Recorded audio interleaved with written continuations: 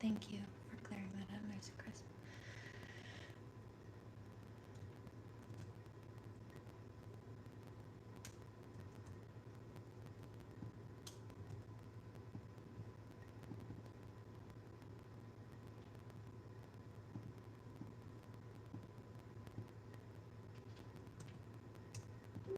Hello, how are you? Happy Monday. That's right.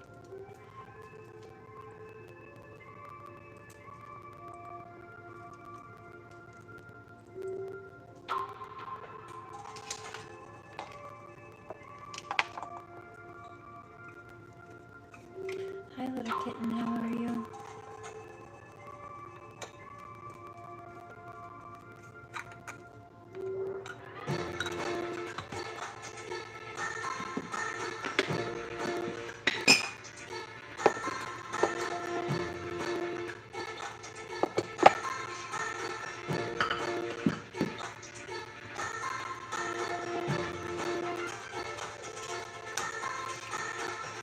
Thank you.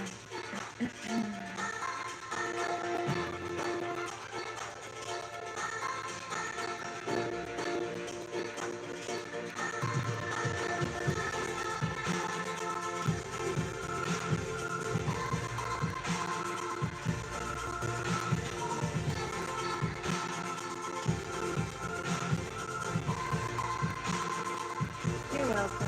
One moment, thank you.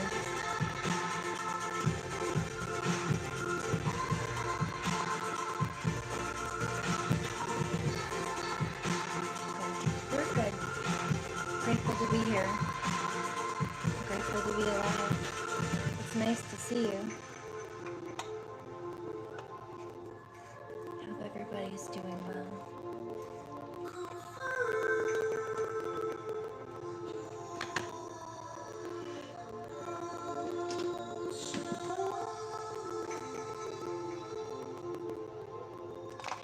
Almost kicked, hold on.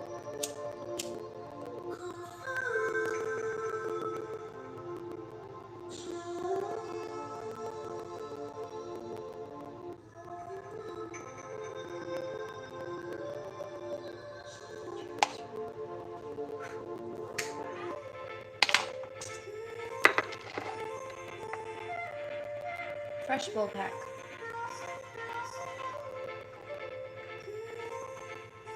Thank you for clearing out the audio.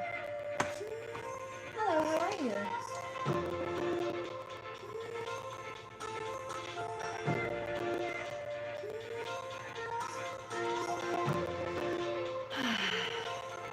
Thank you. Does anybody else feel that lightning off?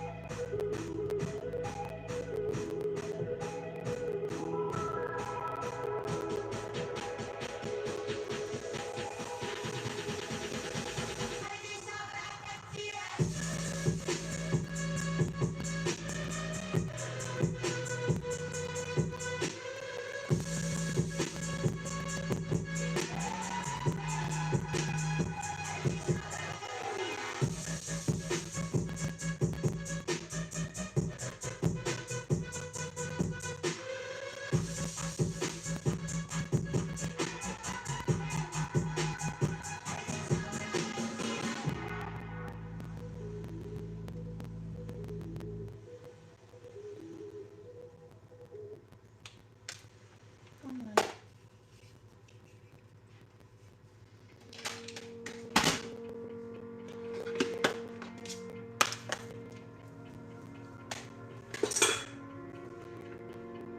that's funny shaped.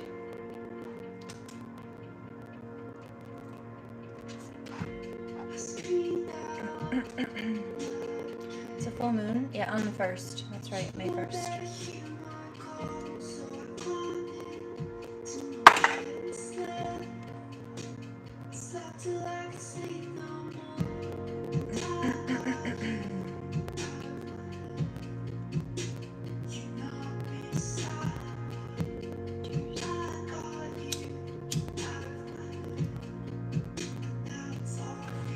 Let me know when the audio is clear.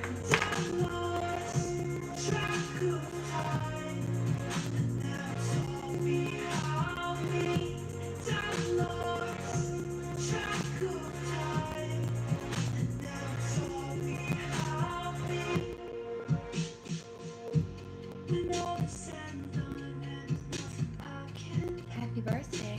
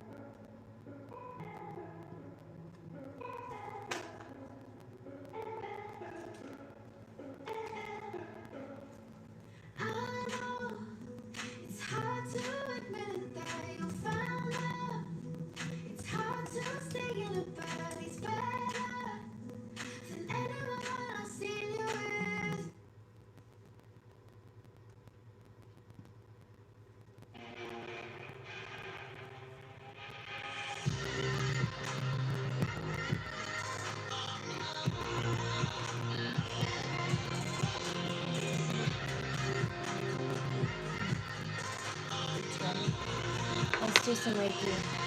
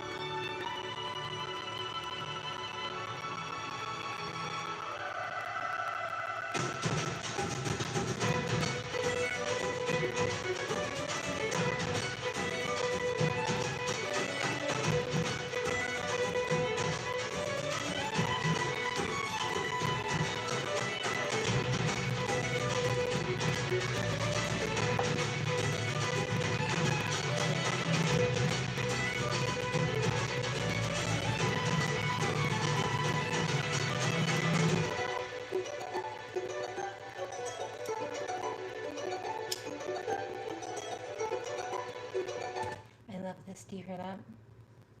It's called plucking on the violin. Instead of using a bow to strum across the strings, there she uses her fingertips. Sometimes they use picks, but usually it's her fingertips. Makes a very precise sound when it's done right. Plucking. It's very lovely. She does a good job. Love it.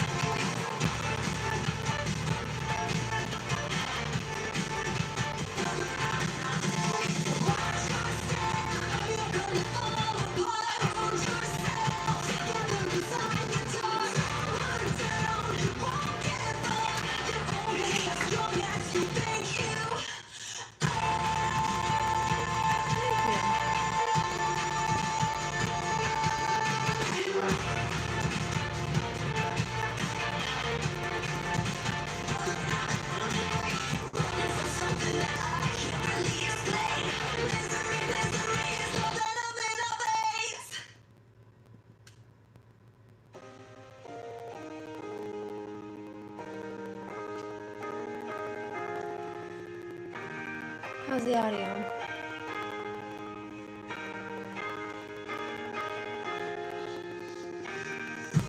Feels like coming home after traveling a million miles. I am not alone, searching for starlight in the darkest eyes. Hopeless, surface, made of bright before our eyes. All things make sense. Who are Exit, please. you got me feeling weightless. You take me on another sea. You got me feeling weightless. You make me feel free. My love for you is endless. No time's like me.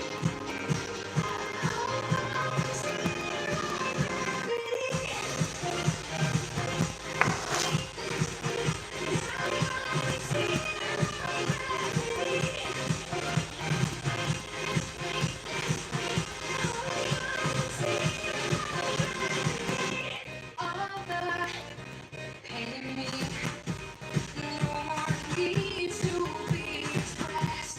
Feels like I can breathe. You lift the burden off my chest. Traces of sadness, no more chain me to the ground. I am limitless. Since you came around, you got me feeling weightless. You take me on another sea. You got me feeling weightless. You make me feel free.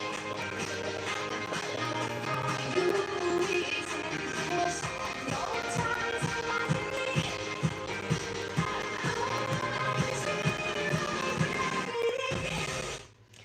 Alright, I do have some other stuff. I'm just going to wait till it cleared up, but maybe let's just shift.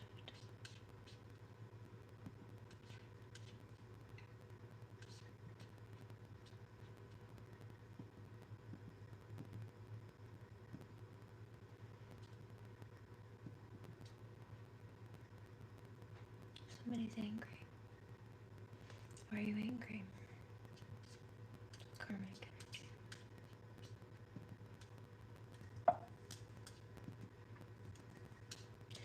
Let's do...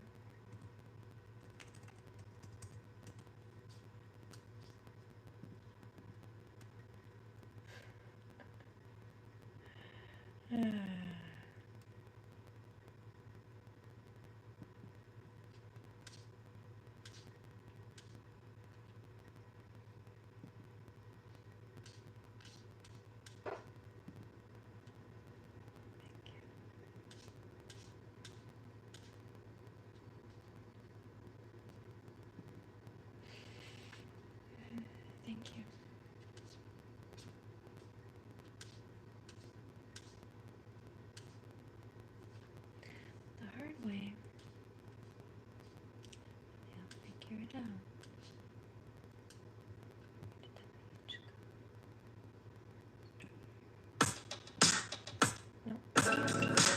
so high pitchy.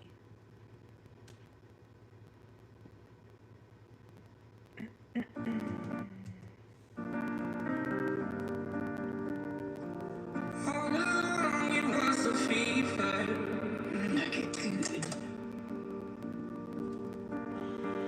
Cold sweat, hard-headed believer. Okay, alright. I threw my hands in the air, said, show me something. He said, if you dare, come a little closer.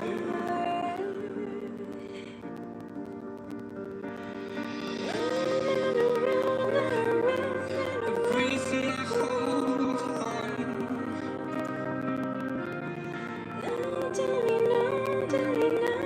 is I need this whole gun. Tell me you're the broken one, but I'm the only one who needed saving. So when you never see the light, it's hard to know which one of us is caving. Not really sure how to feel about it. Something in the way you move makes me feel like I can't live without you, and it takes me out the way. I want you to stay.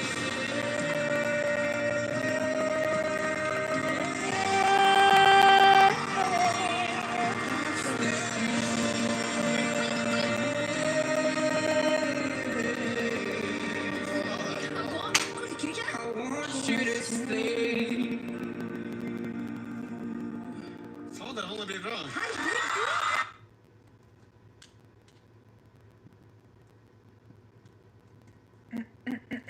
Somebody's angry. Why are you mad?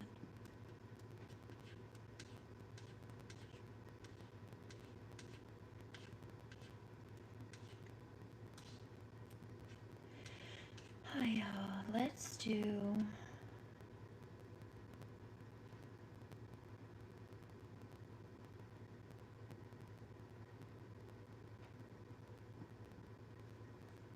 I was hearing this part earlier too. I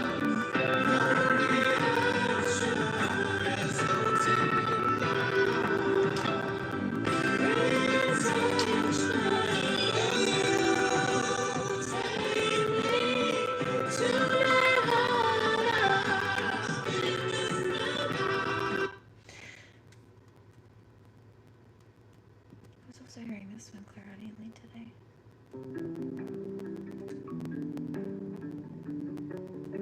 One love.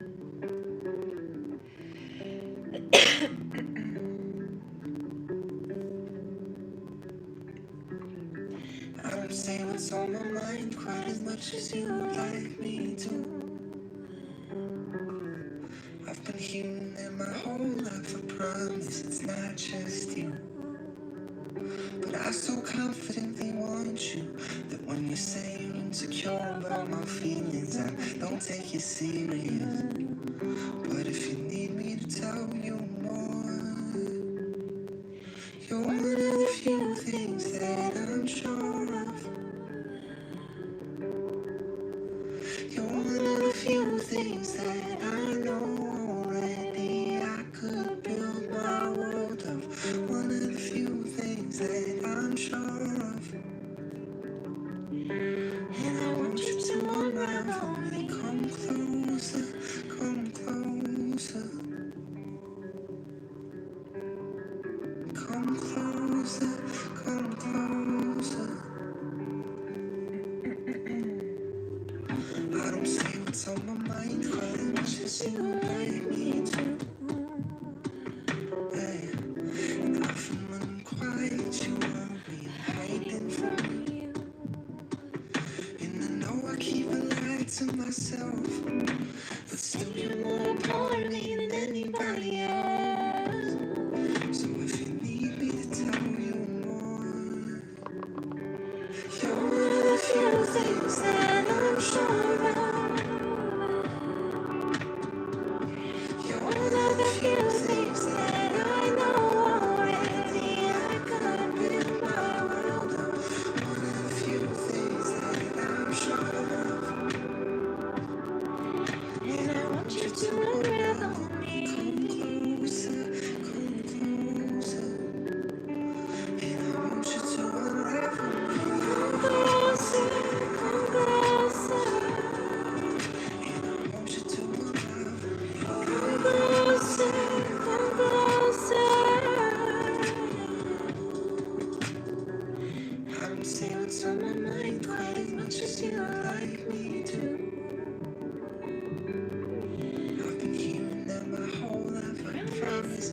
just you. You're one of the few things that I'm sure of. You're one of the few things that I know. Maybe I could build my world on. One of the few things I'm sure of. And I want you to allow me. And I want you to allow me.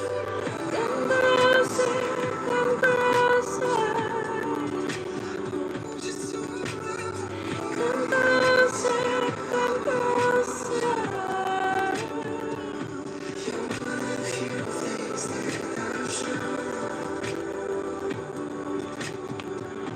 You're one of the few things that I know already. I could build my world on. One of the few things that I'm sure of. And I want you to unravel me. Come closer, come closer. Come closer, come closer.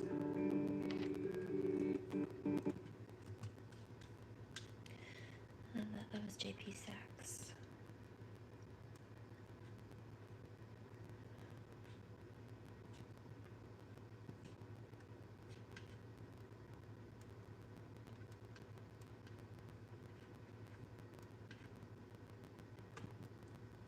Let's do something else.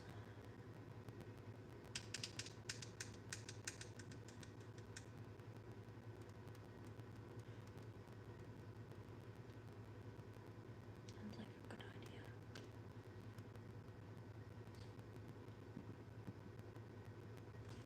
Oh, somebody's mad.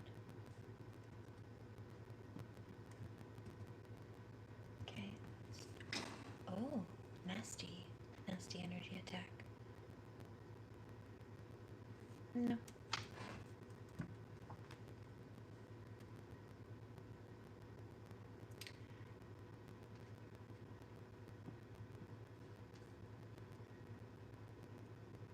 Some of them are trying to use the moon, too.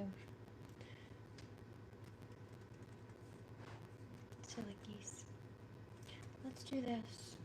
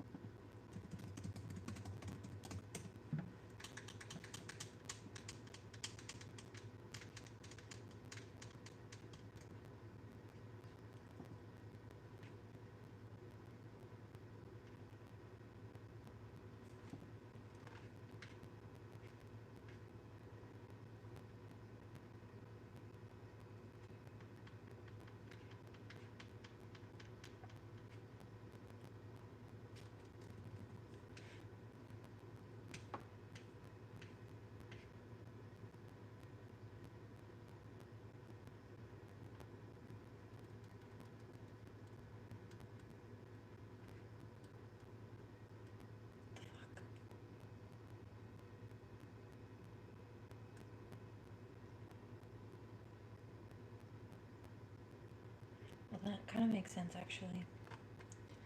Okay. Danielle Kirsty has some videos that I don't think I've seen. A lot of them, actually. He said 19, go 19 down. So I counted 19 down from the top. And there is one, it says female camel toe teacher grooms teen students for sex. But I just got comments from a child on a video of me whistleblowing about a pedophile, and you know who sent them there exactly. So there's that. It really was like 20 minutes ago. Kind of chuckled at it and moved along, but Now I get it. Hey everyone, welcome back. I hope you're all doing well. Let's do So some the case yoga. that we are covering today is another creepy teacher. Today we are talking about a disgusting woman named Hayley Clifton Carmack, who seemed to have a thing for young, underdeveloped teenage boys. And she was a teacher, and she would walk around her classroom in very revealing, skimpy outfits. She would bend over, her cleavage would be on show. She would flirt with her young male students, and she loved all of the attention that she got. She even got the unflattering nickname of the camel toe teacher. And then one day she decided to take it one step further, and she entered into a sexual relationship with one of her students. And then one thing happened after another. The young boy's dad even got involved, and then Hayley ended up fleeing to Texas to try and evade the law. She wanted to be able to get away with her despicable crimes, and would she get away with them? Well, we're going to talk about all of that today, so let's jump in. And I just want to give a huge thank you to today's sponsor, and that is Midas Merch. And I have been playing Midas Merch for well over a year now. It has literally become part of my daily routine at this point. I am always merging and evolving a few cute and adorable creatures when I'm taking breaks from my... Nope.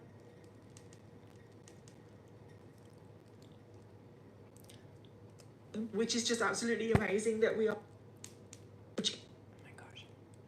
The rest of today's case takes...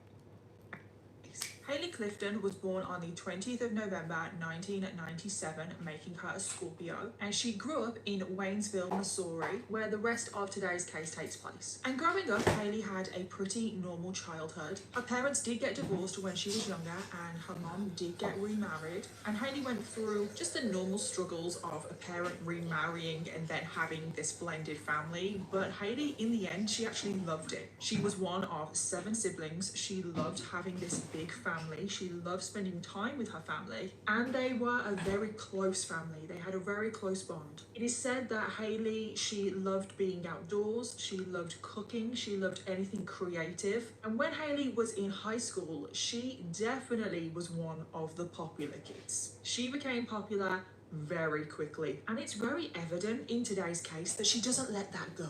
Hayley is definitely an adult that is stuck in high school, that wants to constantly relive their high school days. And it is said that Hayley, when she's in high school, her looks would get her a lot of attention from the other boys in her school. And Hayley absolutely loved this. She loved being the center of attention, especially when it came to her looks. And this is definitely a trait that Hayley would continue to have for a disturbingly long time.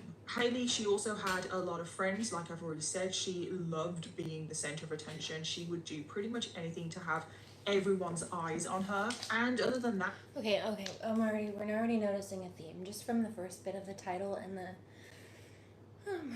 the narrative outline alone. But then the whole bit about somebody being stuck in high school, this kind of sounds familiar. It didn't show up as if we'd watched it though.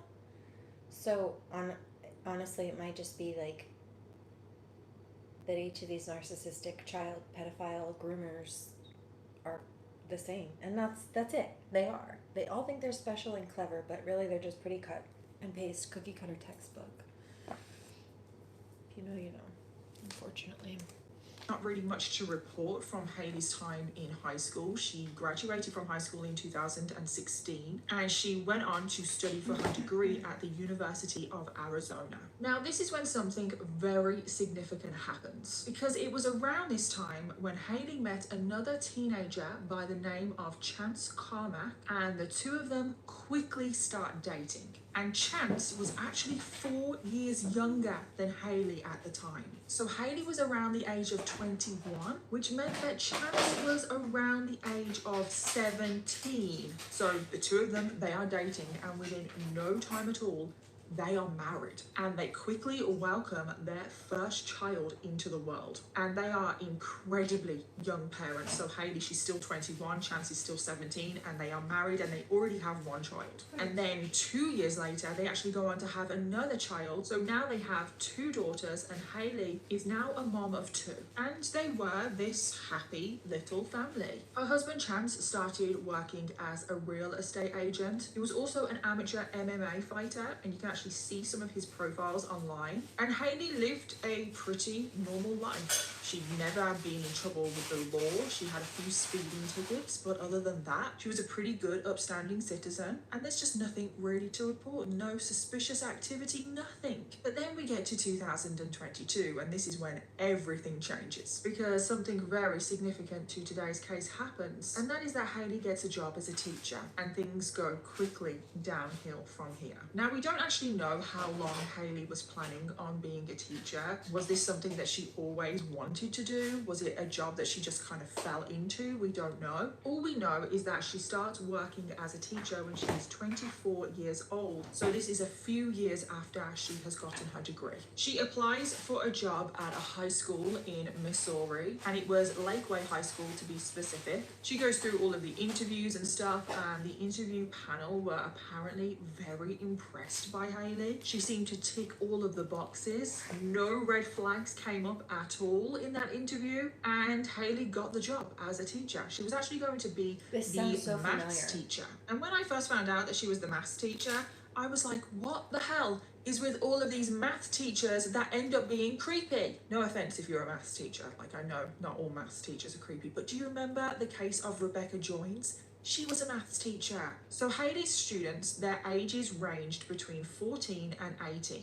And as soon as Hayley started her job, she impressed her fellow colleagues. They noticed straight away how hardworking she was, how dedicated to her job she was, how much of a bond she formed with some of her students. Like, she seemed like a really good teacher. You can also see a teacher profile of Hayley from around this time, and in the profile she was asked like what her position was, which she said maths teacher. She was asked how many years she had been working, to which she said that this was her first year. And then she was also asked what was one thing that she was looking forward to that year. And she replies, creating opportunities for students to find success in math after implementing growth mindset strategies that they will use to better approach mathematics. And unfortunately, as we will soon find out, Hayley also planned to implement some other very creepy and disturbing strategies on her students to get their attention. Because just a few months into the job, this is when some very serious warning signs start to appear from Hayley's behaviour. And that is actually something that really baffles me about today's case, is that literally she turns into a predator straight away. She doesn't bide her time. She doesn't kind of wait to see if she can get away with things. She doesn't waste any time. And I know we don't have any evidence of this, but I just can't help but think, has she done this before? Like, has she been creepy to teenage boys before? Did that give her confidence to act straight away when she got into this new job? Was this her plan all along? Was this the initial reason why she wanted to become a teacher? No, it wasn't in the a cupcake, first place? it was a rice Obviously, cake. we don't know any of the answers to those Protein on questions, it, but on that top of is it. just where my mind goes. So she started to display very concerning warning signs pretty much straight away after only a couple of months of working in this new school. And what were these warning signs? Well, Hayley, she's currently 24 years old, she soon developed the reputation of the so-called hot teacher. The male students that were in the school, especially the male students that she was teaching, they found her very attractive. They made comments about the way she looked. They made very sexualized comments towards her. They made comments that were, quite frankly, inappropriate and not okay. Not okay in any setting. And obviously, it's Hayley's job as the teacher to, number one, shut these comments down, to teach her students that it's not okay to speak to women or anyone like that, because no one should feel like they have the right to sexualize other people against their will. It's inappropriate on every single level, especially in a school setting. But did Hayley ever shut down any of these comments? Did she ever reprimand any of her students? No, of course she didn't. She actually loved getting these comments. She loved getting the attention, because remember, this is what she loved in high school. She loved getting all of the attention and the comments about her looks, and she pretty much would do anything to always have attention on her. Well, now she's almost reliving her high school experience. However, the biggest difference now is that she's the adult in the situation. So the male students, they would comment on her figure. They would say how good looking she was. They would say things like, oh, miss, you're so sexy. Oh, miss, you got a nice... And I remember specifically she said something about she lapped it up, right? It sounds so familiar. I can't tell if we've watched this one before, and my YouTube for some reason said we didn't. Like it didn't save or something in the watch system. I don't know. Or if it's just another pedophile that's so parallel. Often it's like a school teacher or coach or something like that, unfortunately. Not always,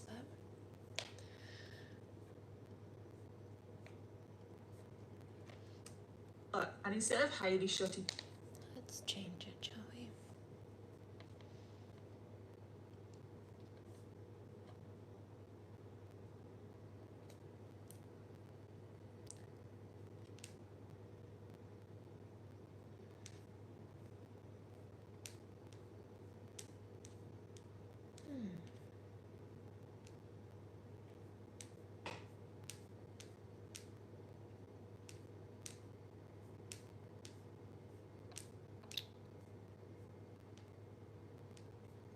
Let's do.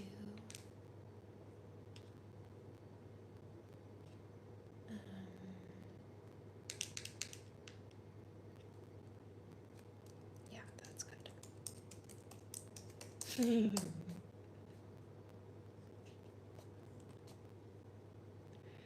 A nerd out.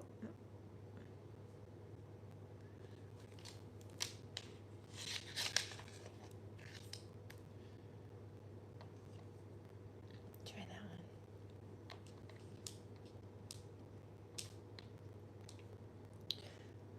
What?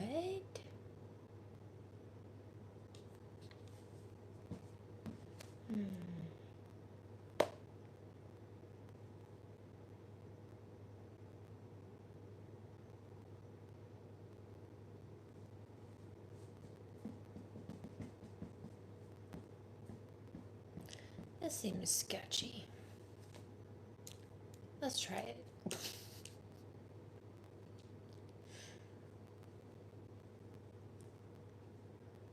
Okay, what else?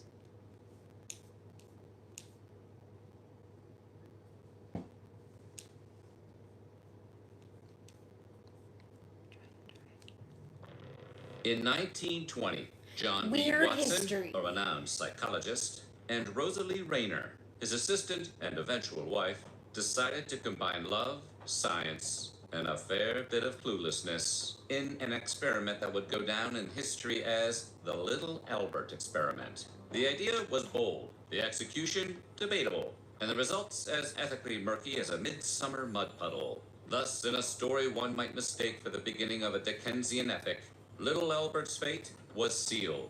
So, today on Weird History, hide your kids from the Little Albert experiment.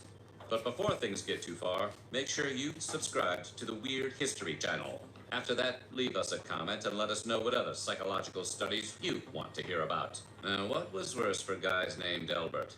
Meeting J. Robert Oppenheimer or the following experiment? John B. Watson, perhaps inspired by Ivan Pavlov's famed experiment with salivating dogs and ringing bells, thought he'd take the idea of conditioned response in a different direction. Why condition hunger when you could condition terror? And why test on a dog when you could traumatize a child instead? Apparently, he felt Pavlov just hadn't gone far enough. The goal was as clear as it was questionable: to condition fear in a small child and see what happened, ideally without getting anyone hurt. The test subject was a 9-month-old baby nicknamed Little Albert. The setup was straightforward. Little Albert was introduced to a series of innocuous white furry objects, most notably a rat. As Albert reached toward the furry critter, Watson struck a metal bar with a hammer right behind the infant. The baby was, predictably, startled and uncertain as to what had happened. This process was repeated until Albert began to connect white furry objects with a loud, frightening noise, causing him to react with terror at the mere sight of anything that had both fur and a bright hue. The test was technically a success. Little Albert, once blissfully unaware of the terrifying aspects of rabbits, cotton balls, or Santa Claus masks, was now properly conditioned to find anything white and fluffy as terrifying as anyone's worst fear. And Watson kept observing Albert's newly acquired phobia, apparently oblivious to the ethical quagmire into which he was sinking. To call the experiment unscientific would be like calling a volcano a bit warm. Ideally, scientific experiments should include parameters like objective measures, control groups, and a sample size larger than one terrified infant. Alas, Watson and his assistant, Rosalie Rayner, skipped past all that, embracing instead a style of personal observation that feels strangely like guesswork. There were no precise metrics, no scales, and no control group of other babies with which to compare their results. In short, little Albert's sphere was only being measured against itself. When Watson recorded his findings, he was thrilled to note that the conditioning had worked. Albert was visibly upset by white, furry things, which was enough proof for Watson to declare victory. Yet to any budding researcher, the celebration would have seemed a bit premature. Experiments are always more than the initial hypothesis. A combination of elimination and repeated effort. What if Albert was just having a bad day? What if he was already predisposed to dislike the color white?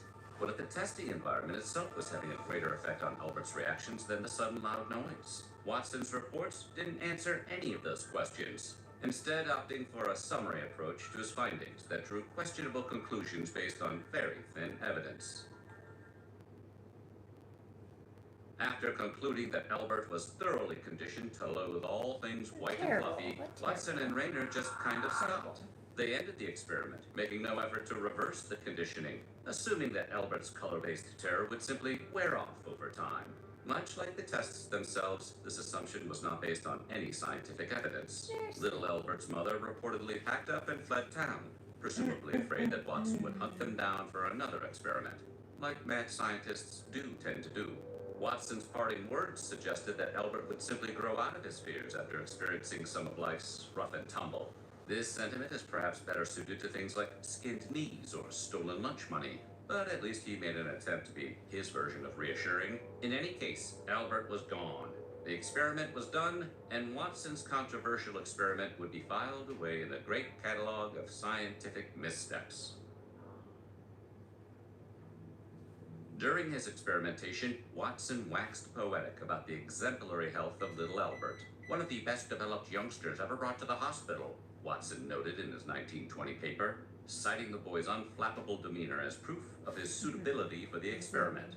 But it wasn't long before scholars began to poke holes in Watson's rosy description. Some suggest Albert may have had developmental delays or neurological issues, raising a massive red flag that would impact the results of any tests. Obviously, this possibility is something a reputable researcher would have eliminated before beginning any experiment. But reputable and John B. Watson have rarely occupied the same sentence. Watson wasn't around to address these allegations, and what's more, he burned all his notes on the experiment before his death, like what mad scientists do tend to do.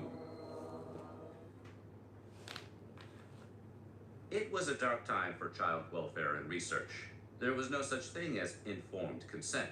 If you took part in an experiment, you just had to trust that the researchers weren't lying to you about what they were doing.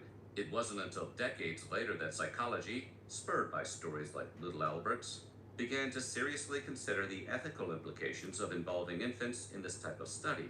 Psychologists across the world eventually agreed that babies are, in fact, terrible test subjects for fear conditioning. A child is just beginning to make associations at that stage and is unable to articulate any kind of complex thought. So placing one in a behavioral conditioning study has little scientific value. The only thing Watson was accomplishing with his experiment was scaring the hell out of a random baby. The American Psychological Association would eventually instate guidelines aimed specifically at keeping babies and other unwitting participants from being subjected to terror for the sake of science, presumably hoping to never encounter another case like Albert's again. Sorry, Bill Nye. Sometimes science doesn't rule.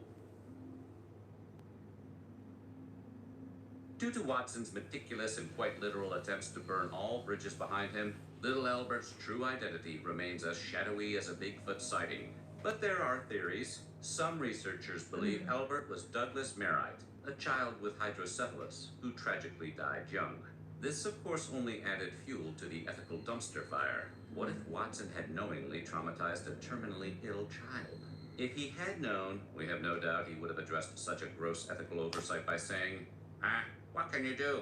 In 2014, a group of Canadian researchers suggested another possibility. Little Albert may have been William Albert Barger, a man who lived into his 80s and, most notably, had a lifelong fear of dogs, no matter the color of their coat. Although this hasn't been completely verified. The stories diverge, the mysteries multiply, and the scientific community remains split over which Albert, if either, was really the unfortunate child in Watson's experiment. It's also possible that nobody wants to claim little Albert as their child because nobody wants to be seen as the parents who signed their baby over to Dr. John the Potbanger. But there are no records of Albert's folks, so it's unlikely we'll ever know the full circumstances of what led them to subject their baby to Watson's experiment. Regardless of the details, one fact stands clear. Watson's legacy endures, if only in the cautionary tales told to psychology students. In the wake of little Albert's eerie legacy, psychology went through something of an existential crisis. What did it mean to be a scientist? Was anything permissible in the pursuit of knowledge? The academic world slowly agreed that ethics mattered, and that perhaps children shouldn't be subjected to frightening experiments for posterity's sake. Modern researchers now know to avoid traumatizing infants as much as possible, and to find less potentially harmful ways to conduct conditioning experiments. Furthermore, Watson's notorious endeavor inspired the creation of the APA's Code of Ethics, which, despite not being formally established until 1953, effectively did away with the Wild West approach to science, favored by Watson and many others. Rather than confirming Watson's theories, the Little Albert experiment demonstrated the need for ethical research standards, regulation, and reliable methodologies in scientific study. We may never know for sure who Albert was, but his story had a permanent effect on the entire world. Dr. John B. Watson, meanwhile, left psychology behind for a successful career as an advertising executive, like a mad scientist would.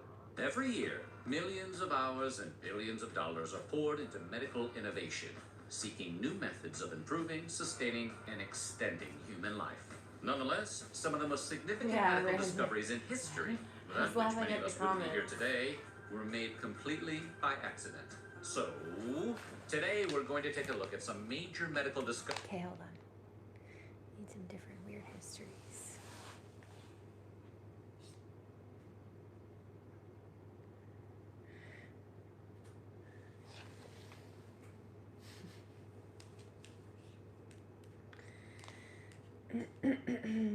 Let's do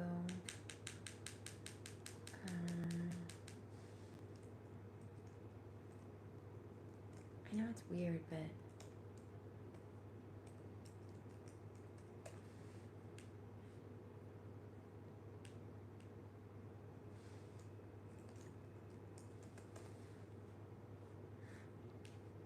I always found this very interesting. Like Tudor history or Victorian even. Let's do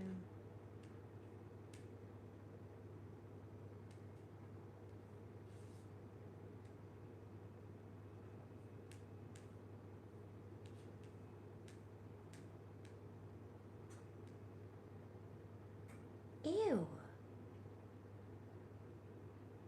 I don't want to hear about that. Okay. The Elizabethan era refers to the period in England between 1558 and 1603, during the reign of Queen Elizabeth I, and it's often considered something of a golden age for the country. Shakespeare was busy writing and staging his famous plays.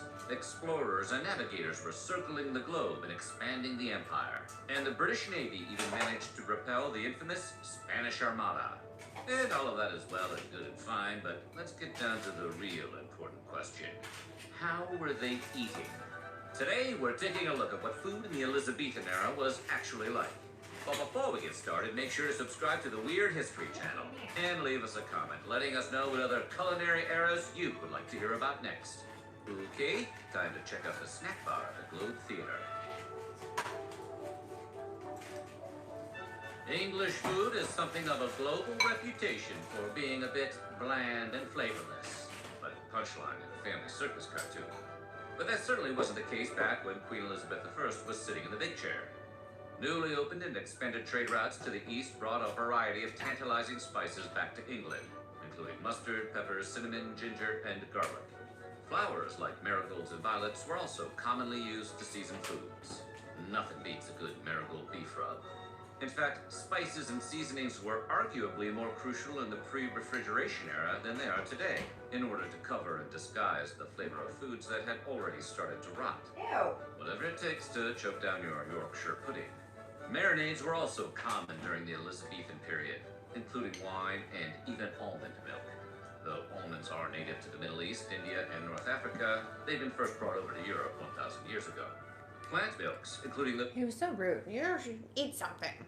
Or telling him to tell me I was too skinny. Meanwhile, I had a whole ass stuffed sweet potato that I made.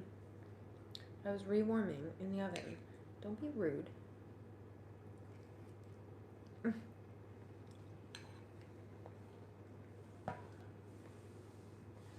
Just waiting for it to warm up. derived from almonds were actually fairly common by the Middle Ages and considered easier to digest than cow's milk. In fact, almond milk was actually first written about in the English language as far back as the 1300s. Man, how do you milk an almond? You probably need a really small bucket. While many flavorings and spices were imported from other countries, most of the actual food consumed by the average English family was likely grown nearby, possibly by the very people who were about to enjoy it for supper. The majority of English people in the 16th century were farmers or related to farmers, and they grew a lot of the food they ate themselves. Even many tradespeople with other full-time jobs, like seamstresses or blacksmiths, would have likely had home gardens or small plots of land where they raised chickens or grew their own fruits and veggies. Markets also existed at the time to provide people with food they couldn't grow or make for themselves, particularly in and around larger cities. These operated 6 days a week, but just in the early hours on Sunday, and exclusively for perishable items like milk that wouldn't keep until Monday. Public markets were regulated by a local authority, such as the Lord Mayor in London, who would ensure that no one was overcharging for staple goods such as bread. They also made sure all the merchants had the legal right to sell their goods in the area. In London, only local free citizens were allowed to sell their goods at the market, whereas visitors from the country were prohibited from doing so. Yeah, many days. So if you were a country farmer thinking about going to London to try to hawk your mixtape, think again. Vendors often operated out of street carts, though there were also some actual shops at the time. Most stores, nonetheless, would... Pro tip, these meal prep really well. I bake the sweet potatoes and then I cut them open and I stuff them with protein and seasoning and they're really good just to keep in the fridge to meal prep. Reheat really quickly. Oops.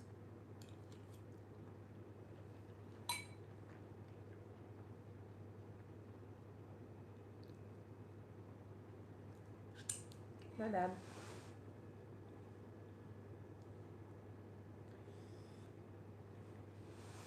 It's a good thing it's clean laundry.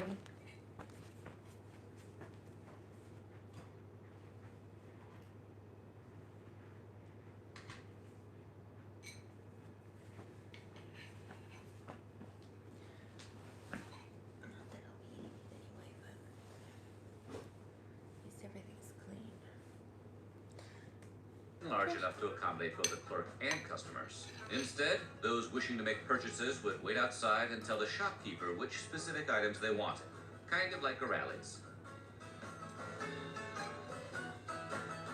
Queen Elizabeth I instituted a new rule that her subjects had to eat fish on Wednesdays, Fridays, and Saturdays, as a way of boosting the nation's fishing industry.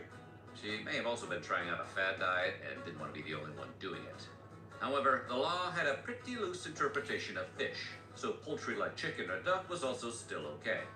Beef, however, was absolutely not allowed, and could result in the diner spending up to 3 months in prison.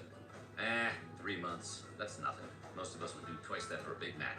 The mandatory fish diet probably did not include fish and chips, or at least not for the typical person at the time. Right. Potatoes were still I heard that. Somebody's like, oh, this is interesting. I thought it was going to be boring. I know. Isn't it kind of weird, but also, like, fascinating? I love these. I grew up in a restaurant, too, most of the time. Good portion of the time. So. in England in the 16th century, having first been introduced from the New World in 1580 by Sir Walter Raleigh. Because of their relative rarity in Europe, they remained an expensive delicacy enjoyed exclusively by the rich. Potatoes? Wait, what was that? Yes, or at least not for the typical person at the time. Potatoes were still a novelty in England in the 16th century, Really? having first been introduced from the New World in 1580 by Sir Walter Raleigh. Because of their relative rarity in Europe, they remained an expensive delicacy enjoyed exclusively by the rich. That's interesting. Potatoes. The average family home was fairly cramped, and most didn't have a kitchen. Potatoes. For many commoners, this meant working with shared ovens that were used by multiple neighbors or even entire communities. Sort of like the communal microwave in a college dorm, although they presumably were Potato way less dance. popular. Some of those shared ovens could bake up to 20 loaves of bread at a time. Bakers from different households would drop off their unleavened bread loaves, pies, or cakes, and then come back to retrieve them later on in the day. Many villages and towns also had full-time bakers who would take care of the preparation for you, for a price. While you could typically count on most homes and simple eateries having spoons and napkins available at mealtimes, it was expected that people would bring their own knives with them for cutting. This is much different than today, where bringing your own knife to Applebee's generally leads to an arrest. Forks had not yet become popularized in England at all by this time, and would have been unfamiliar items on most dinner tables. Cutting food with a knife and then shoveling it up with a spoon was good enough, which might have had something to do with the widespread prevalence of meat and soup-based diets at the time. A lack of modern kitchen devices also forced some home cooks to get extremely inventive. For example, one popular method of cooking in the 16th century was roasting meat over an open flame. Unfortunately, cooking the meat evenly in this style required rotating it on a spit, sometimes for hours on end. A repetitive, time-consuming, and annoying job for a human cook. Some home cooks and tavern owners devised a solution, attaching a large hamster wheel-like device to the spit, then putting a dog inside to turn the contraption continuously. Historians agree this is the most adorable way to prepare a meal. A small breed of specialized dog with short legs and a long body, known as a turnspit dog, was actually bred specifically for this purpose, but the breed is now long extinct. Other than spit roasting, the only real methods of cooking available to most chefs at the time would have been boiling, roasting, or frying, which are much harder to teach to a dog. Another modern convenience we take for granted today is fresh water, which would have been much harder to come by than most other staple foods in your typical English village. The water surrounding residential areas of 16th century England were frequently tainted by diseases such as typhoid and cholera. These were poorly understood even by doctors at the time, but most people knew that you could catch them from drinking dirty water. Alcoholic drinks such as ale were considered a safer option, not to mention more fun. These ales would have varied widely in terms of alcohol content. Some were mild enough for children to enjoy with meals, while the more boozy variety, often prepared with additional hops, were favored by adults looking to catch a buzz. Among the wealthy, wine was the preferred beverage, both because of its subtle flavors and as a status symbol. A glass of wine would have been up to 12 times more expensive than a comparable serving of ale. Not everyone has the budget to get classily hammered. Yeah, I agree. What? Kids? No. In addition to their vino, the richest Elizabethans enjoyed extremely meat-heavy diets. Large meals and banquets were often defined by the vast number of different meats consumed in each course, including chicken, beef, pork, veal, mutton, rabbit, venison, duck, goose, and It's pigeon. nighttime. Basically, the entire cast of a children's movie. While this probably tasted have a great good lunch. and was sure to impress people who couldn't What are you having regularly for afford lunch? fresh meat, it wasn't always the healthiest lifestyle. Avoidable ailments like kidney stones Yeah, and you're urinary right. tract Water infections was were not extremely trustworthy. common among the upper class, due in large part to the sheer amount of meat they were consuming every day without supplementing with enough vegetables or grains. Well, I know. That's not to say that the lower classes I were do know that they have other, like, purple carrots and other colored carrots. I didn't realize that they were mainly orange because of selective breeding. That doesn't surprise me, actually. But, yeah, usually they're organic. Like, when I see the colored ones, they're, like, organic, often at a farmer's market or health store or something. Not always, but usually. find any meat at all. It was fairly common in the Tudor period for the wealthy to share any uneaten leftovers with their servants. Village butchers and fishmongers also would have given away anything they still had around at the end of the day to the peasantry, rather than letting it go bad. In general, letting food go to waste was frowned on in the 16th century, and crafty chefs would do their best to utilize every part of the animal. Though bread was a staple of many Elizabethan diets, it was also a notably different experience based on your social and economic class. The wealthy enjoyed mostly white breads prepared from finely ground flour, while poorer citizens ate brown and black breads made from cheaper grains like barley and rye.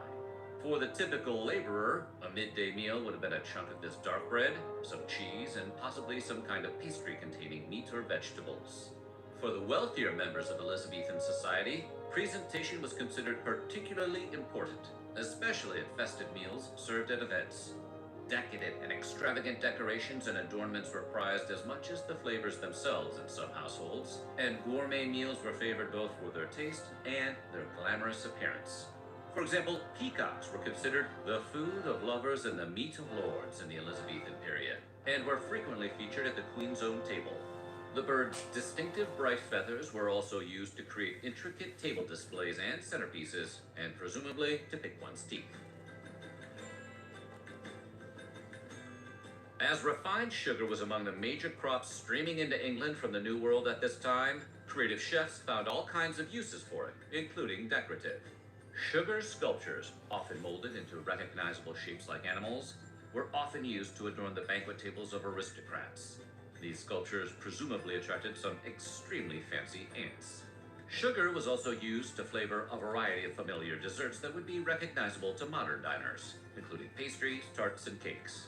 But unlike today, sweet courses were served throughout the meal, in between savory courses, rather than being exclusively reserved for the very end. In fact, the final course at such meals would have usually featured light finger foods, such as cheese and nuts, rather than cakes or other baked goods. Because that's what everyone wants to cap off a good meal, a pile of cheese. Costly imported sugar was such an important status Happy symbol for the wealthy at the birthday. time, even its primary negative consequence, dark rotting teeth, came to be considered alluring and attractive. Some sources suggest that aristocrats would try to speed up their tooth decay by brushing with honey or sugar paste. It's rumored that Queen Elizabeth lost so many teeth, it became difficult for her to speak and make herself understood. Among those who couldn't afford enough sugar to genuinely rot their teeth out, or You're who just doing it on wanted to purpose? speed up the Why? process, tooth blackening also came into fashion for some time. Chewing charcoal was one method to achieve that sought-after blackened no-teeth look, without having to scarf down a decorative sugar peacock. So what do you think? Would you have enjoyed mealtime in Elizabethan England? I don't know about that.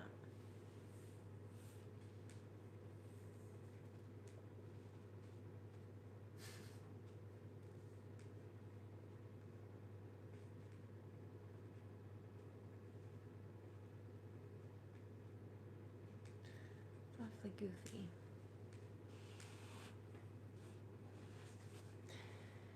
Interesting.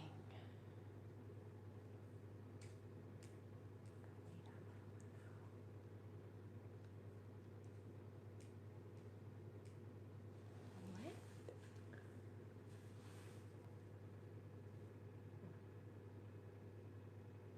Okay.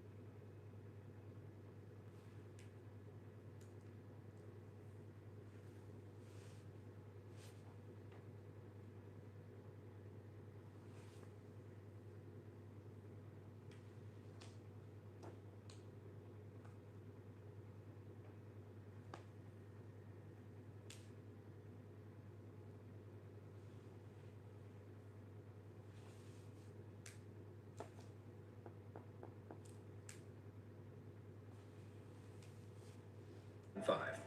A man in New York City answered the phone at the office where he worked. A woman's voice came across the line, and she asked to speak with one of the man's employees.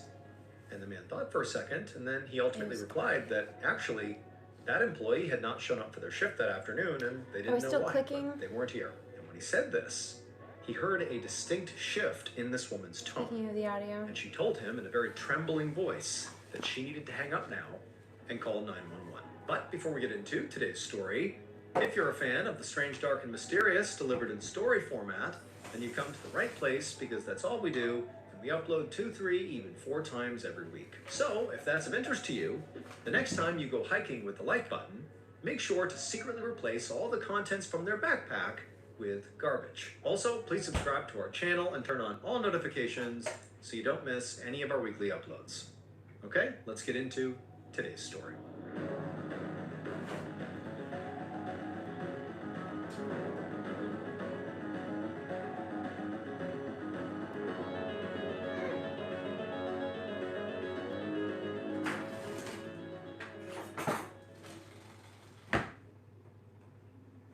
In the early afternoon of Wednesday, August 10th, 2005, 18-year-old Eliza Parsi sat in her bed in her home in Staten Island, New York, flipping through a fashion magazine.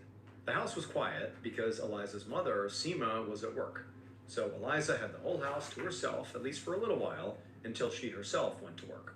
Eliza had graduated high school just a few months ago, and now she was working as a clerk at a moving company to try to save up some money for college, and also to eventually move into Manhattan to pursue her dream of working in the fashion industry. However, Eliza did feel a bit guilty about moving away, because it would mean leaving her mom all alone.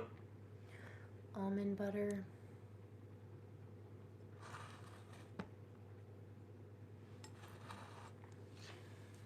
Raspberry jam. Dark chocolate. Peanut butter cups. Big house. And there wasn't really any other family nearby because both of her parents were from Israel. Better, though. Seema had divorced Eliza's father about a year and a half ago, and her father had left New York and moved back to Israel. Eliza also had 2 half-brothers who were Seema's sons from her first marriage, and one of them was back in Israel as well, and the other, Eliza's 27-year-old half-brother Raviv, lived just a short drive away in another part of the city. But Eliza and Seema rarely saw him because he was married with a new baby and lived with his in-laws, and so he basically had a whole new family. And also, Raviv had been put in charge of the Parsi family's kosher cookie business, which was really struggling. So he was really busy and always stressed about the company, and he really just didn't make it out to Staten Island very often. Eliza flipped through the last few pages of her magazine and then noticed that it was time to get ready for her 2 p.m. shift at work. But first, she wanted to check and see if she had any new messages on her internet dating profiles. So she put her magazine down, went over to her desk, and logged into her computer. So in 2005, internet dating was just starting to take off, and Eliza had made profiles on a few different dating and meetup websites just to see what would happen. And before long, she had found herself messaging and meeting up with men from all around New York City. But she never told her mother about this because she knew that her mother would not approve of Eliza dating men who were not from their same Orthodox Jewish faith. And Eliza knew this for a fact because it's exactly what had happened with her previous boyfriend at the public high school that she went to. Eliza had friends from all different backgrounds, and she had started seriously dating a Muslim boy named Hassan, but her family had really disapproved of their relationship entirely because of his faith. And so eventually, Eliza just couldn't take the family pressure anymore, and she'd broken up with him. And so now, Eliza was much more secretive about her personal life. She would come up with these phony reasons why she was going to other neighborhoods, but really it was just so she could go on dates or hook up with guys for fun without her mom knowing. And also, she had even begun secretly bringing some of them to her house in Staten Island. But she was always very careful to sneak them in through the back door when her mom was at work, so she wouldn't get caught. Now, Eliza logged into her account, and she saw there were a few messages from some guys. And so she responded to them, and then after that, she headed into the bathroom to take a shower before work. And a few minutes later, when Eliza finished her shower and turned off the water, she heard a noise coming from outside the bathroom. Now, she couldn't tell what it was. Earlier that afternoon, she'd heard a landscaping crew working at the house next door with some really loud leaf It's good blowers, protein. but this noise was different. It was like a weird banging sound. So, curious, carrot. Eliza got out of the shower, I like carrots, wrapped a it's fun. towel tightly around herself, and opened the bathroom They're good for your door to eyes. go see what was going on. That night, around 7:30 p.m., Eliza's mother, Seema, arrived back at the house that she shared with Eliza. Oh, She turned her key in the front lock and tried to push the door open, too far. but it would only open a couple of inches because it felt like there was something on the other side that was blocking it from opening any further. Now, Seema had no idea what this could be, and so she just began shoving against the door, and eventually she pushed it open wide enough that she could slip inside. And when she did, the first thing she noticed was that the thing that had been blocking the door was this heavy mirror. But before Seema's mind could really process how this mirror wound up here, she turned on the lights and saw that her living room was absolutely destroyed. Furniture was overturned, cabinets were flung open, and papers were just strewn everywhere. Seema immediately felt her heart start pounding because she realized that clearly somebody had broken in and robbed the place. But then her second thought was, where is Eliza? Where's my daughter? Because Seema knew that Eliza had been home at least part of the day, and what if this had happened when Eliza was here all alone? And so Seema began calling out for her daughter, but there was no answer. And so she followed the chaos upstairs and Hi. noticed that the door to Okay. Eliza's room was closed.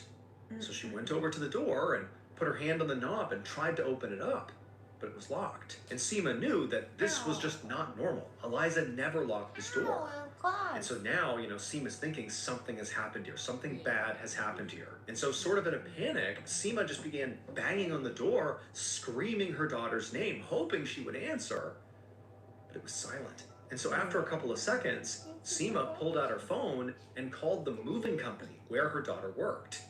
And her stomach dropped when Eliza's boss told her that her daughter had not shown up to work that day. And so with trembling hands, Seema got off that call and dialed 911. About an hour later, Detective Michael Kenny of the New York City Police Department drove slowly down a neighborhood street in Staten Island. Ahead, he could see his destination, a 3-story house with yellow crime scene tape across the front yard. But it was hard to get close because the street was now swarming with neighbors and just random people who had come out to see what was going on. So Kenny parked a few houses down and then headed for the house on foot. And when he got there, he was met by 2 patrol officers. And they told Kenny that they had responded to a call about a robbery and then had to break down a door of a locked bedroom where they ultimately found the dead body of 18-year-old Eliza Parsi, who lived in the house with her mother, Seema. The officers explained that when they had checked the rest of the scene, they had noticed that the entire house was basically torn apart. But they hadn't found any signs of forced entry. The officers then directed Kenny's attention over to Seema, who was standing nearby with a small group of people, presumably family or neighbors. Kenny knew he would have to talk to her. But first, he needed to get a better sense of just what was going on inside of this house. So Kenny made his way in the front door and surveyed the living room, where some crime scene techs had already begun processing the scene. The room had definitely been torn apart. But as Kenny looked closer, he could see that a lot of valuable items were sitting untouched and out in the open, like the TV and the stereo, which was unusual that. for a burglary.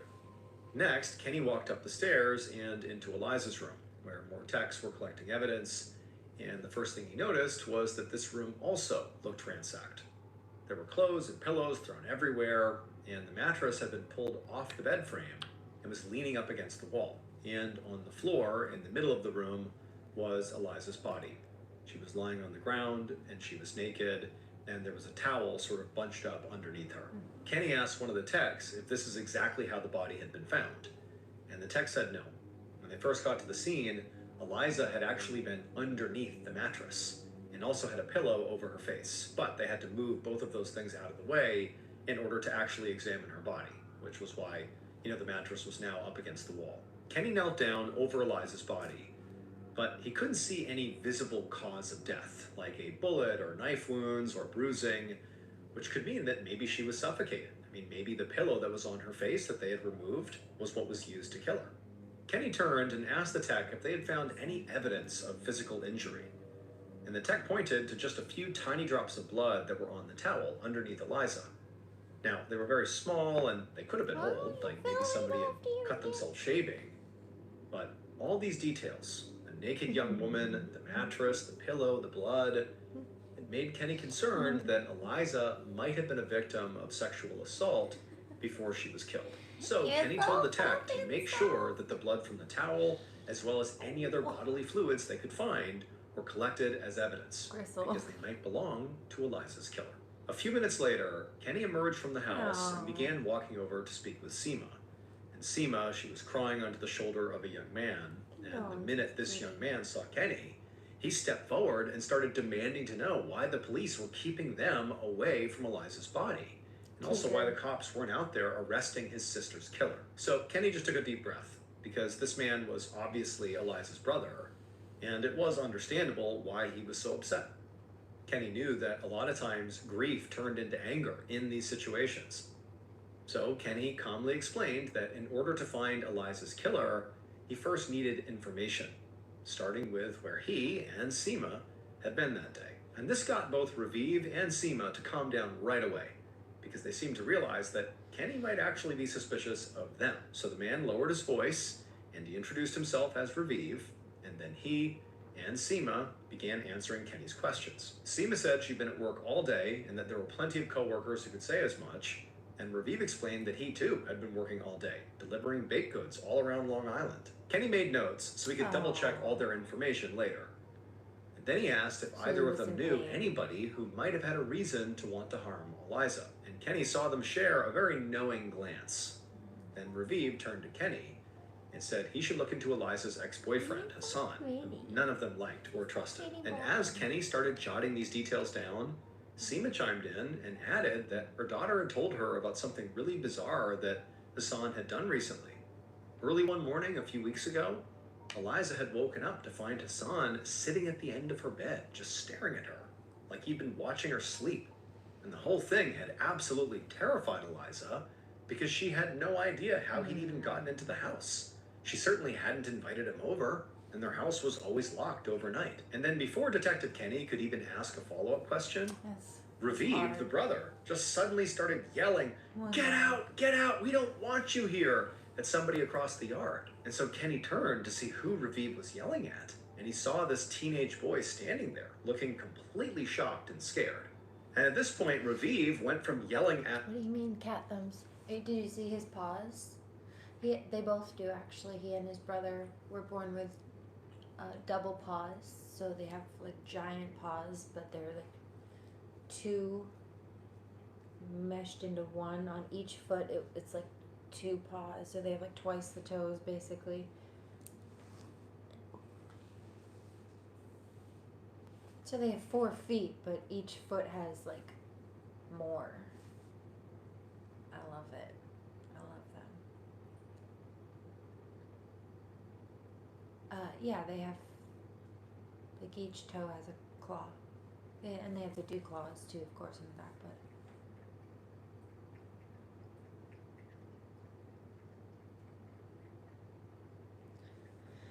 I haven't.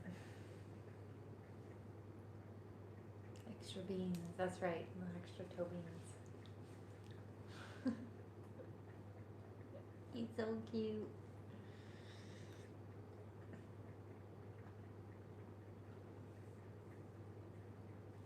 Sometimes you'll see me just like petting his paws or kissing his paws. Have you ever seen me do that? Kiss his little paws. That's why. Just love them.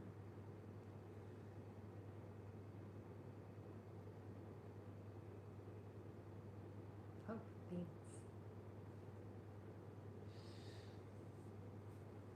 What are you doing, pretty boy? Handsome little princey. Boxes. Do they? Wide paw prints. Interesting.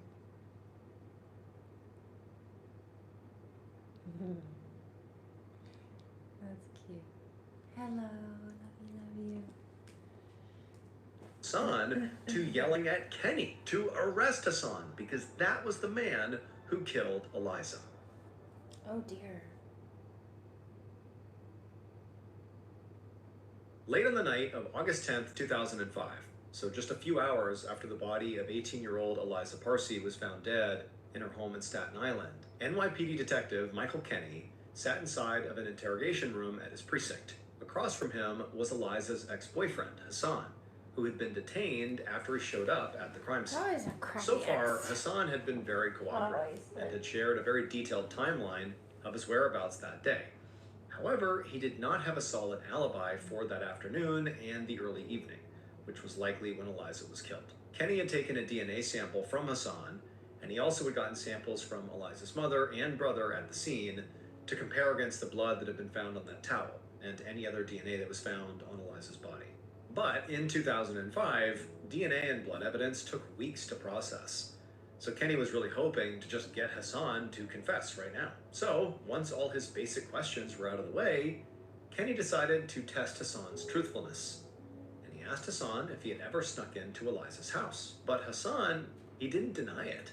He immediately came clean and admitted to everything. He said that yes, he had previously snuck into her house. And he did sit on Eliza's bed, and he had waited there until she woke up. That was all true. But Hassan insisted that he had not been trying to scare Eliza. He just desperately wanted to talk to her so they could hopefully get back together again. And Hassan had said that when he did that, Eliza hadn't been scared. She was just kind of annoyed, and she had told him that they were broken up for real. And after that, he said he had left without incident. Kenny noticed that in Hassan's version of the story, the way that Eliza reacted to Hassan sitting on her bed, just being kind of annoyed and exasperated about it, was very different than the way Eliza's mother, Seema, had described the same event. She had said that her daughter had basically been scared for her life. So he asked Hassan, why does Eliza's family dislike you so much? Why were they so quick to say you killed Eliza? And Hassan just kind of hung his head and said he didn't think it was about him personally. It was about religion. Hassan was Muslim, and the Parsis were Orthodox Jewish. As Kenny took this in, he wasn't sure which version of the story to believe. Were Hassan and Eliza star-crossed lovers kept apart by her family? Or was Hassan an obsessive ex-boyfriend who couldn't take no for an answer? But regardless, Kenny could not ignore the fact that Hassan had a strong motive and a history of sneaking into Eliza's house uninvited. But Kenny still didn't have a confession from Hassan, nor did he have really any hard evidence at all that would allow him to even hold Hassan. So ultimately, after the interview was over, he told Hassan he was free to go. The next day, Thursday, August 11th, Detective Kenny walked up to a Jewish Orthodox synagogue in Brooklyn, where Eliza's funeral was about to take place. The reason it was happening so quickly was because of the Jewish Orthodox custom that a body must be buried within 24 hours of death. And because of that timeline, it meant that Eliza's autopsy had already been completed. And Kenny had just received the report from the medical examiner, which confirmed that Eliza had died from asphyxiation, likely from being smothered by that pillow.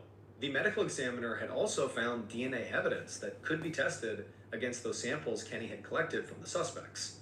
There were some skin cells under Eliza's fingernails, as well as semen that showed Eliza had sex before she died, probably within 24 hours. And so this evidence made Kenny think that Eliza had been sexually assaulted and had fought back against the person assaulting her, which would explain the skin under her nails. But when Kenny called the medical examiner to voice this... I heard that somebody's like, hey, weren't you just talking? Right. It's a fucked up thing. It's fucked up. It's fucked up.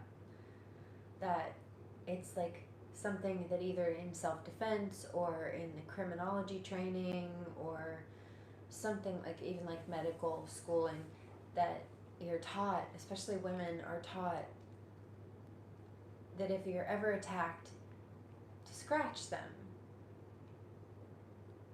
Maybe it can help you get away, especially Randolph said yesterday, if you go for the eyes, especially, not necessarily, hopefully, right? But reality is, that's not what they tell you. Like, oh yeah, if you get away and they can assault you, we can get their DNA under your fingertips. Yes, that's true. Ideally, hopefully, but really why they're saying that and why they teach that is in case somebody murders the victim or the target, then at least, non-gender specific, but in this case it was geared towards women especially, in particular, at least she's got the perpetrator's DNA underneath her fingers as evidence that the authorities can collect, bag, tag it, and hopefully run it through a scanner, DNA scanner, and again hope that the perpetrator's in there. But yeah, it's messed up that there have been females that either like to keep their nails short or bit their nails who started growing them out longer, or they stopped biting them specifically after learning something like that. I mean, like, it might seem like a small thing, but it's like stopping the biting of the nails or growing out the nails isn't necessarily a life-changing thing, but the choice to change something like that, such a regular routine thing,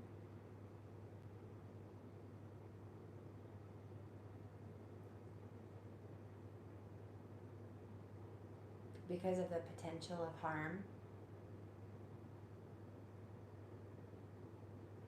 And if there's potential harm, then not wanting the perpetrator to get away with it, yeah, that's a pretty life-changing thought process. Whether the outcome is that you stop biting your nails or otherwise, but yeah, wild. I think it's wild. Anyway. That he now thought was pretty likely, the medical examiner had actually disagreed because they didn't find any bruising or bleeding or anything else that indicated sexual violence. And so the autopsy actually concluded that the sex Eliza had before she was killed must have been consensual. But regardless, in Kenny's opinion, the facts of the case so far pointed towards a romantic partner being the killer, which obviously cleared Raviv and Seema and any other family members. And to be clear, ideally, whether it's scratch or however the victim, the target, defends themselves to get away, ideally survival is the key. But they teach that just in case somebody attacks you and murders you, at least now their DNA's under your fingernails. Make sure to scratch them before you die. I'm like, oh, it's morbid. But it's true, it's fucked up, but it happens. Also did not seem to be some random burglar or home intruder, because Seema had confirmed that nothing in the house was missing. Now, a few of the neighbors had mentioned that there had been some landscapers who had been working at the house next door at the time of her death, and Kenny had managed to track down the crew and question them. But they had all insisted that they had never left the neighbor's yard and that they hadn't seen or heard anything. But just to be sure, Kenny had taken their DNA samples just in case. Now, as Kenny made his way through the crowded sidewalk, imagine that somebody's being, like a woman's being strangled by a man who's much stronger than her, and maybe he's like on top of her and straddling her, like pressing his whole body weight on her, however it's happening, and there's nothing around her that she knows to use or knows that she can use.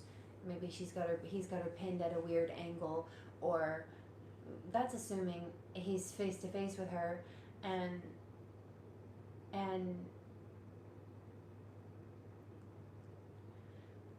he's using his hands. In some cases they use other things or grab people from behind or whatever the case may be.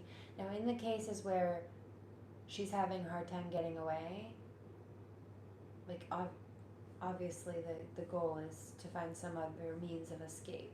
Like you said, Rusty, scratching, seems like there might be better ways to get away. But on the flip side, you're probably a pretty strong, sturdy man, and that's not always the case, especially if somebody's being overpowered by somebody who, like, imagine some big giant ass trucker looking dude coming after a small framed woman. You know what I mean? She could do what she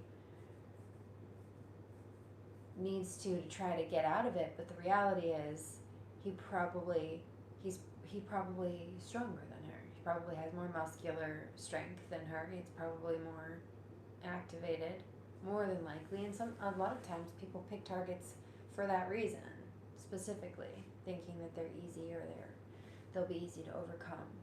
So kind of changes the scenario. I mean, like, my mind keeps flashing to different true crimes or even series and movies that I've seen where somebody will walk up behind somebody and like stick a plastic bag over their head, or like then they can't see, right? But they're trying to get this thing off of their neck, and so what do? But maybe try to grasp at something or whoever's there. If they can't get out of the grips of that person, though, no matter the dynamic, the idea is, all right, if I'm going to die, let me at least make sure that I get DNA evidence to take this mofo down. Hopefully the cops that find me do a good job. Make sure to do fingertip swab. It's kind of really morbid. I do understand it. I understand both concepts and agreements, but it really depends on the situation. And that's why they say that. Yeah, it's a last resort kind of, but... In front of the synagogue, he could see two distinct groups of people in attendance. There were members of the Orthodox community wearing their long skirts and prayer shawls, and also young people dressed in more modern clothes, who he assumed were Eliza's friends from school. Kenny walked up the front steps and entered the synagogue, and he noticed that the inside of the building was split in half by a wooden partition, almost like a wall, with men on one side and women on the other. So Kenny joined the men's side and stood in the back corner where he could just observe. Kenny noticed Eliza's brother, Raviv, standing near the front, near the casket, and he watched as other men walked up to pay him their respects. The atmosphere was solemn, understandably, and Kenny didn't pick up on any tension or animosity. It just sort of felt like a community coming together to kind of make sense of this tragedy. But then Kenny felt the energy in the room suddenly change, like a switch had flicked, and he could hear people start to whisper to each other very urgently, and everybody's heads turned to look back towards the entrance. Kenny turned his head and looked as well, and he saw this one person who was trying to push through the crowd and make their way up the aisle to the front, where Eliza's casket was. And Kenny realized this person was Hassan. For some reason, he'd shown up again, despite the fact that Eliza's family clearly didn't want him around. And Kenny actually watched as Raviv, who, had seen Hassan, Raviv went straight to Hassan and literally stopped him and shoved him backwards and shouted at him to get out, because they all knew he killed Eliza. Kenny, sensing a physical fight was going to happen here, began pushing his way through the crowd to try to stop them and separate them. But fortunately, before he reached them, other men separated Hassan and Raviv, and then Hassan was escorted out of the building. Yeah, we can defend ourselves. About 2 weeks later, on August 24th, 2005, Detective Kenny was in the office of the NYPD Computer Crime Unit, where the department's IT specialists had begun digging into Eliza's online life. After her funeral, Kenny had spoken to Eliza's school friends, who had told him that Eliza had been trying to move on from her relationship with Hassan, and that she had actually opened accounts on a whole bunch of dating sites that she used to meet guys or sometimes just hook up. And when Kenny had pressed them for more information, the friends had told him that none of those online men were from her tight-knit Orthodox community, which was part of the appeal to Eliza. But it obviously was not something she wanted to share with her mother, so she kept it all a big secret from everybody except from her closest friends. Kenny had been able to actually get Eliza's computer with her mother's permission, and had brought some IT specialists on board who were able to dig into Eliza's email and browser history.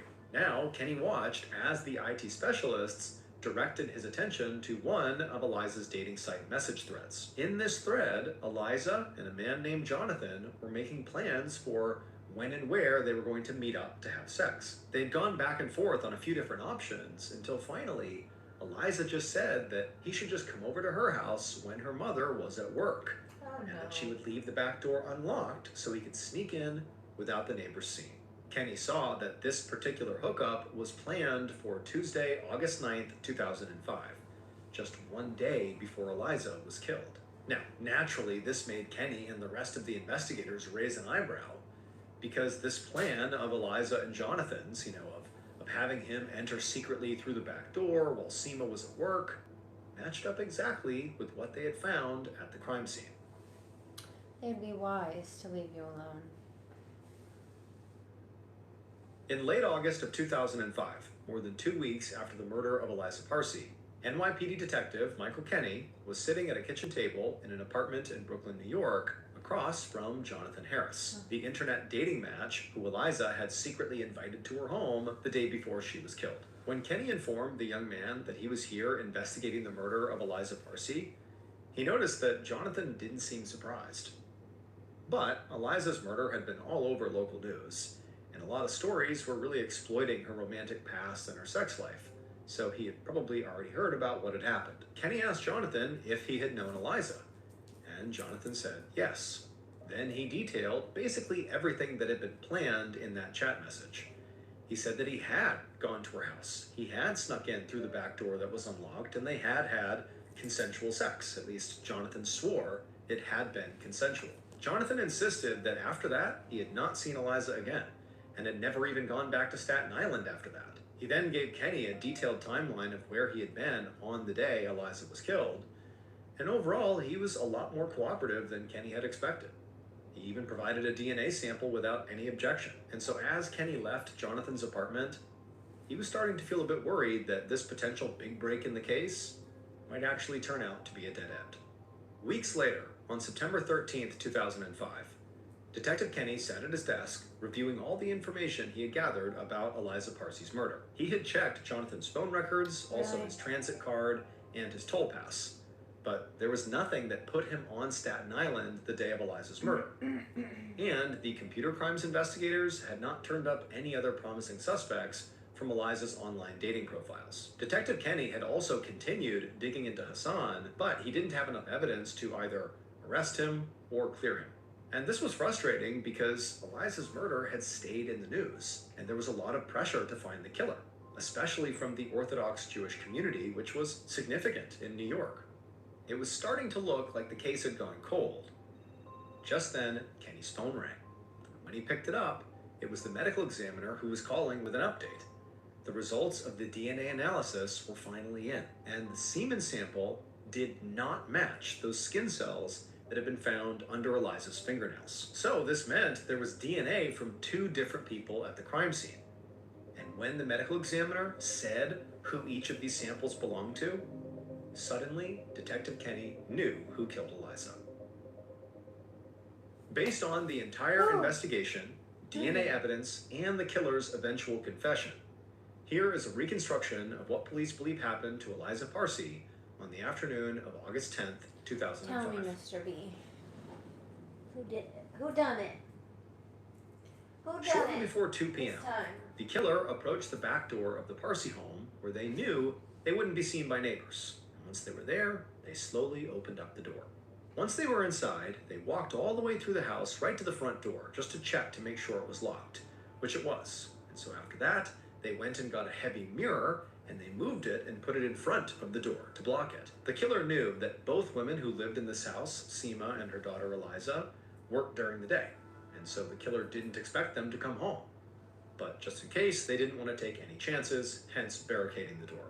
Once they were satisfied with the barricade, the killer got to work, opening drawers and cabinets, looking in every place they could, because they needed something very specific inside of this home that was very valuable. But they couldn't find it anywhere on the bottom floor, which made the killer think it must be in one of the bedrooms upstairs.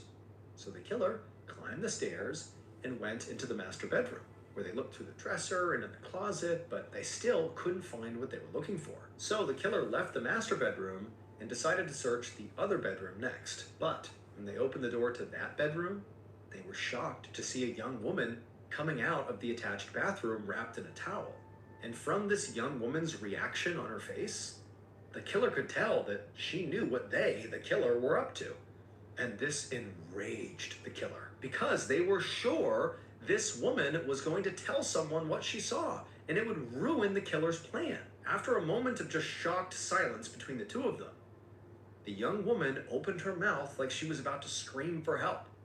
And so the killer instinctively just tackled her to the ground and then grabbed a nearby pillow and pressed it down hard over her face. She scratched and she clawed, trying everything to break free, but the more she fought, the angrier and more emboldened the killer became, and the harder they pressed down, until eventually her body went limp. After that, the killer stood up and they looked down and they saw what they had done, and it caused them to start to panic, because they never meant to kill her, just to scare her and shut her up, but they had obviously gone too far. So, not knowing what to do, the killer just grabbed the pillow and put it over her face, and then also dragged the mattress and put it on top of her body, just so they wouldn't have to look at her. Then, instead of continuing their search for this thing that they wanted inside of this home, they just went downstairs and left out the back door. And they didn't return to the house for hours, not until they received a call from their mother, because the killer was Eliza's half-brother, Raviv. The DNA from the semen that was found at the crime scene belonged to Jonathan, the man that Eliza had consensually had sex with 24 hours before her death. The DNA that was found under Eliza's fingernails belonged to Raviv. It would turn out Eliza's death did not have anything to do with who she was sleeping with. Raviv was angry at their mother because the family business that she had passed along to him didn't make as much money as he had thought it would. And so as a result, Raviv was stuck working all these long hours and also raising his family in his in-laws' basement, which he found totally humiliating. And he knew that Seema had recently come into some money through the sale of a property in connection with her divorce. And Raviv felt like that money was rightfully his, because he had a wife and a child to provide for. But Seema wouldn't give it to him. So, instead of driving his typical delivery route on Long Island that day, Raviv went to his mother's house to literally look for the money so he could steal it. But Eliza's work schedule had recently changed, and so he didn't realize Eliza's shift actually started later in the day. And so what was supposed to be a simple robbery turned deadly. Raviv ultimately pled guilty to first-degree manslaughter and was sentenced to 18 years in prison. Hey everyone, just a reminder, I'm going on tour this year, which means Mr. Ballin. I am not feeling a very split energy. Half of me is ready to just go introvert. 11, but I'm hearing from the holy angels to just push through and reboot. We'll spend another hour-ish, maybe. So I'm listening. As far as the audio goes, I don't know if it's still funny, but God told me, I think it was either yesterday or the day before, that something about that it would potentially be a little funny, but I also have been picking up attacks. Audio is perfect, good, so we can clear it out. And I also think that's why I'm being called to come back and hold some space for a little bit. Just clear through it.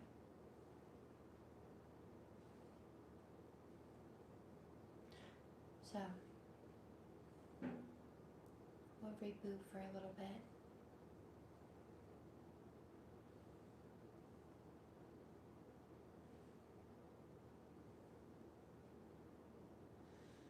And then I'm going to go chill out with the kitties.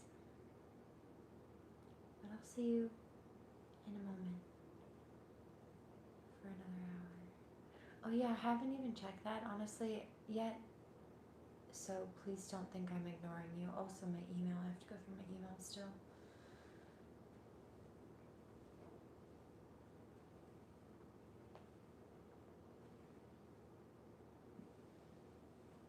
It's on my list. Had a lot of stuff to do lately though.